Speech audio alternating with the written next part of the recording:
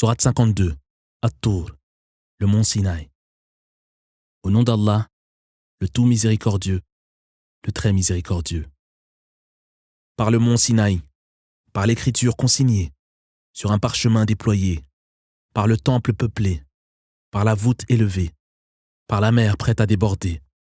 Le châtiment de ton Seigneur ne peut être évité. Rien ni personne ne pourra le repousser. Le jour où le ciel sera violemment agité, et les montagnes seront entièrement déplacées. Malheur ce jour-là à ceux qui rejetaient la vérité, à ceux qui se complaisaient dans l'impiété. Ce jour-là, ils seront vers la géhenne violemment poussés. Voici le feu que vous traitiez de mensonge, leur sera-t-il lancé. Est-ce de la magie, ou bien êtes-vous toujours dépourvu de lucidité?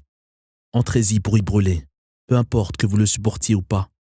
Vous serez simplement rétribués pour vos œuvres passées.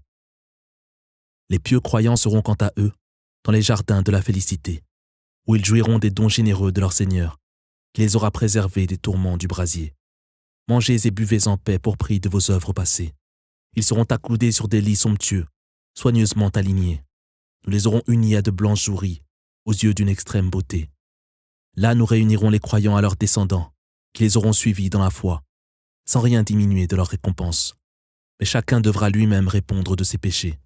En outre, nous leur accorderons toutes les variétés de fruits et de viande qu'ils pourront désirer. Les uns offriront aux autres des coupes d'un vin qui ne les poussera ni à dire des futilités, ni à commettre des péchés. Des jeunes serviteurs circuleront parmi eux, tels des perles précieusement conservées. Se tournant les uns vers les autres, les élus du paradis s'interrogeront. Certains diront, nous vivions sur terre au milieu des nôtres, dans la crainte de notre Seigneur. Mais Allah, nous comblant de ses faveurs, nous a préservés de la chaleur de l'enfer. Nous l'implorions humblement sur terre. Il est le bienfaiteur, le très miséricordieux. Prêche donc les hommes, car par la grâce de ton Seigneur, tu n'es ni un devin, ni un possédé. Ou bien, disent-ils, c'est un poète. Attendons simplement qu'un coup du sort vienne nous en délivrer. Réponds-leur, attendez donc, je suis avec vous parmi ceux qui attendent. Est-ce leur raison qui leur inspire de telles allégations, ou bien sont-ils simplement portés à la rébellion? Ou alors diront-ils qu'il l'a inventé? C'est qu'en vérité, ils s'obstinent dans leur impiété, qu'ils produisent donc un texte identique, s'ils disent la vérité. N'y a-t-il pas à leur origine un créateur, ou bien sont-ils eux-mêmes à l'origine de leur création? Auraient-ils créé les cieux et la terre? Non, mais ils n'ont aucune conviction. Détiendraient-ils les trésors de ton Seigneur, ou seraient-ils les maîtres de la création? Ou bien ont-ils les moyens de monter au ciel pour y écouter la révélation? Que celui d'entre eux qui prétend écouter les secrets du ciel prouve donc ces affirmations.